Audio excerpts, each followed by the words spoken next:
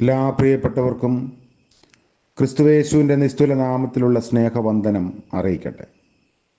ഇന്നത്തെ നമ്മുടെ പ്രഭാത ധ്യാനത്തിനായി 103 സങ്കീർത്തനം 5 വാക്യം. സങ്കീർത്തനം 103:5. നിന്റെ യൗവനം കഴുകനെ പോലെ പുതുകി വരത്തക്കവണ്ണം അവൻ നിന്റെ വായ്ക്ക് നന്മ കൊണ്ട് തൃപ്തി വരുത്തുന്നു. കർത്താവിൻ്റെ പരിശുദ്ധ നാമം വാഴ്ത്തപ്പെടുമാറാകട്ടെ. എന്തിനെല്ലാം വേണ്ടിയാണ് നമ്മൾ ദൈവത്തെ കൃതജ്ഞത അർപ്പിക്കേണ്ടത് എന്ന് 103 സങ്കീർത്തനം വ്യക്തമായി നമ്മെ പഠിപ്പിക്കുന്നു. കൃപയും കൃതജ്ഞതയും നിറഞ്ഞ കീർത്തനമാണ് 103. പല കാര്യങ്ങൾ സങ്കീർത്തനക്കാരൻ എടുത്ത് പറയുന്നു. അതിൽ മറ്റൊന്ന് കരുണയും ദയയും നിന്നെ അണിയിക്കുന്നു എന്ന് സൂചിപ്പിക്കുന്നുണ്ട്. ഒരു പരിഭാഷയിൽ കിരീടം അണിയിക്കുന്നു എന്നാണ്. അതാണ് കൂടുതൽ സ്വീകാര്യം.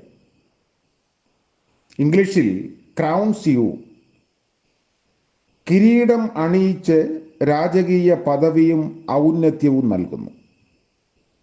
ദൈവത്തിൻ്റെ സഹജ ഭാവങ്ങളാണ് ആർദ്ര സ്നേഹവും കരുണയും.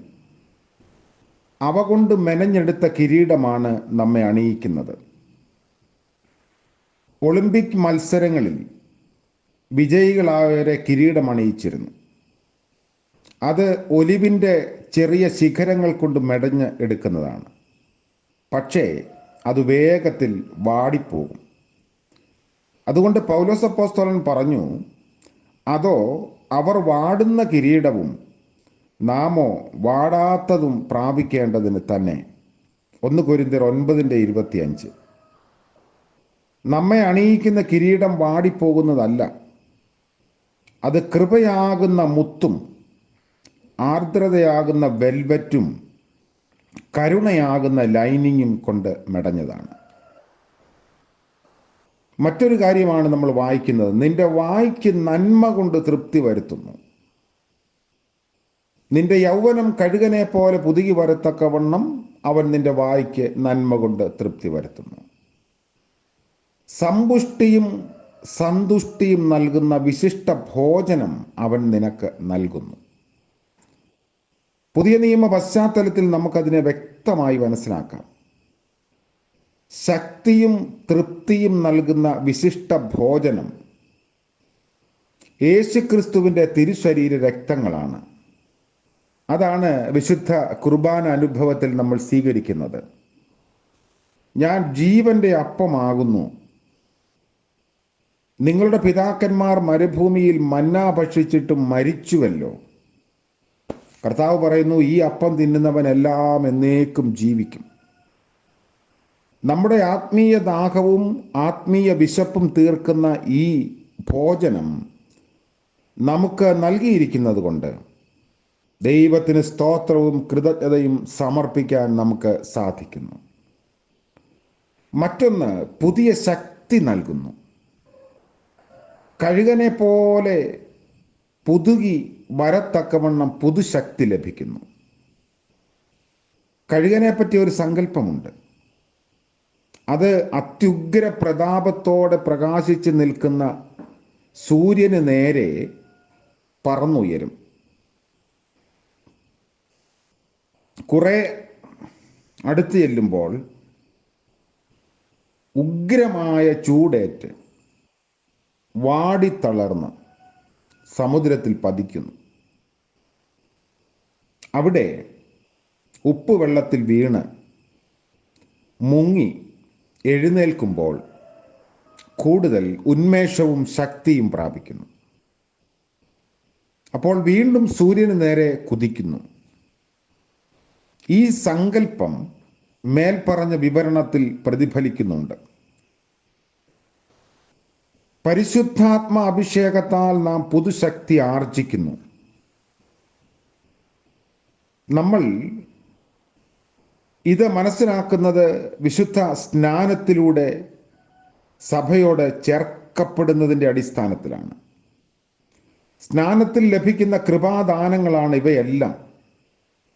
പാപമോചനം, പഴയ മനുഷ്യൻ മരിച്ച് പുതിയ മനുഷ്യൻ്റെ ജീവിച്ചെഴുന്നേൽപ്പ്, കിരീടമണിയിക്കൽ, വായ്ക്ക് തൃപ്തി വരുത്തുന്ന വിശിഷ്ട ഭോജനം, പുതുശക്തി നൽകുന്ന അഭിഷേകം, ഇതെല്ലാം ആ ഒരു വലിയ കാര്യത്തിൽ നമുക്ക് സംഭവിക്കുന്നതാണ്.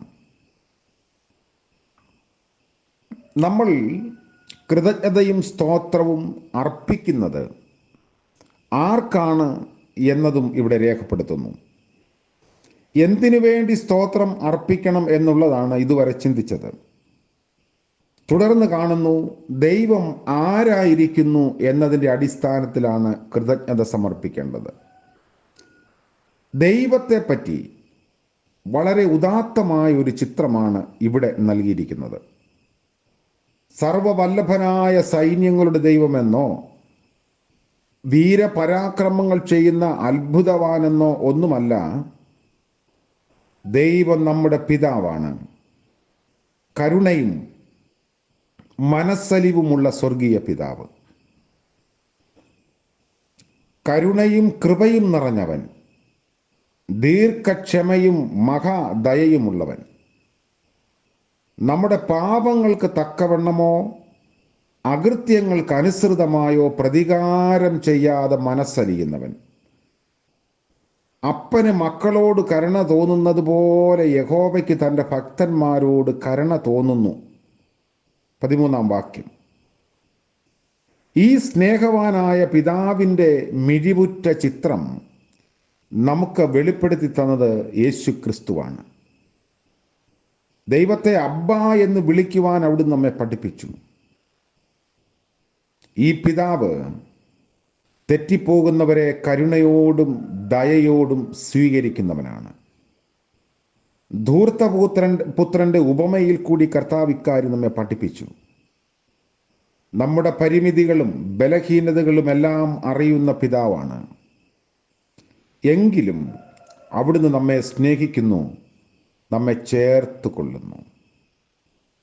Love so amazing, so divine, demands my soul, my life, my all. ഈ പാട്ടിൻ്റെ വികാരത്തോടെയാണ് നാം ദൈവത്തിന് കൃതജ്ഞത അർപ്പിക്കുന്നത്. നമ്മുടെ കൃതജ്ഞതയുടെ ആത്മാർത്ഥത എങ്ങനെയാണ് വെളിപ്പെടുന്നത്? നമ്മുടെ കൃതജ്ഞത ഉപരിപ്ലവമായി കേവലം അധര ജൽപ്പനമായി മാറാതെ സത്യസന്ധമായിരിക്കണമെങ്കിൽ എന്താണ് ചെയ്യേണ്ടത് എന്ന് വെളിപ്പെടുത്തുന്നു. അവൻ്റെ വചനത്തിൻ്റെ ശബ്ദം കേട്ട് അവൻ്റെ ആജ്ഞ അനുസരിക്കുന്ന വീരന്മാരായി അവൻ്റെ ദൂതന്മാരായുള്ളവരെ യഹോവയെ വാഴ്ത്തുവീൻ. അവൻ്റെ ഇഷ്ടം ചെയ്യുന്ന ശുശ്രൂഷകരായി അവൻ്റെ സകല സൈന്യങ്ങളുമായുള്ളവരെ യഹോവയെ വാഴ്ത്തുവിൻ. സ്വർഗീയ സൈന്യങ്ങളെക്കുറിച്ചാണ് ഇവിടെ പരാമർശിക്കുന്നതെങ്കിലും ദൈവത്തെ സ്തുതിക്കുകയും ആരാധിക്കുകയും ചെയ്യുന്ന ജനതയുടെ സ്വഭാവമായി ഇത് എടുക്കാം. കേവലം സ്തുതി അർപ്പിക്കുക മാത്രമല്ല, അവിടുത്തെ വചനം കേട്ട് ആജ്ഞ അനുസരിക്കുന്നവരായി തീരണം. അവിടുത്തെ ഇഷ്ടം നിവർത്തിക്കുന്നവരായി മാറണം. കൃതജ്ഞതയുടെ ആത്മാർത്ഥത നമ്മുടെ ജീവിതത്തിൽ പ്രതിഫലിക്കണം. കർത്താവേ കർത്താവേ എന്ന് വിളിക്കുന്നവൻ ആരുമല്ല, സ്വർഗസ്ഥനായ പിതാവിൻ്റെ ഇഷ്ടം ചെയ്യുന്നവനാണ് സ്വർഗരാജ്യത്തിന് അവകാശിയായിത്തീരുന്നത്. വാഴ്ത്തുക നീ മനമേ എൻ പരനെ, വാഴ്ത്തുക നീ മനമേ.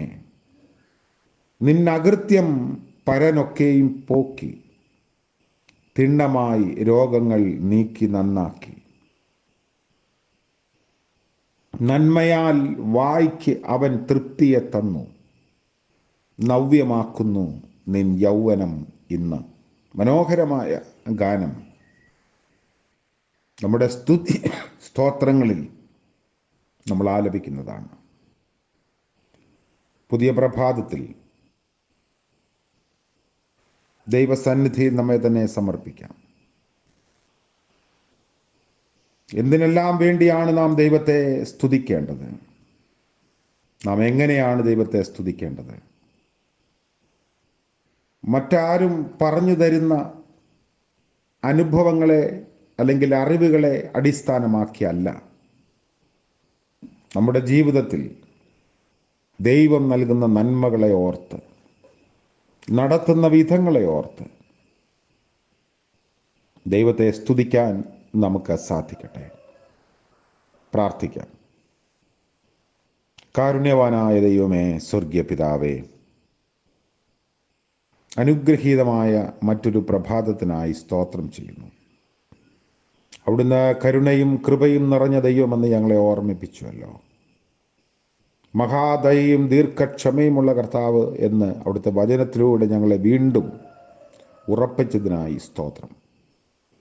ഇന്നത്തെ പകൽക്കാല ജീവിതത്തിൽ ദൈവത്തിൻ്റെ ആർദ്രതയും കരുണയും അനുഭവിപ്പാൻ ഞങ്ങളെ സഹായിക്കണമേ.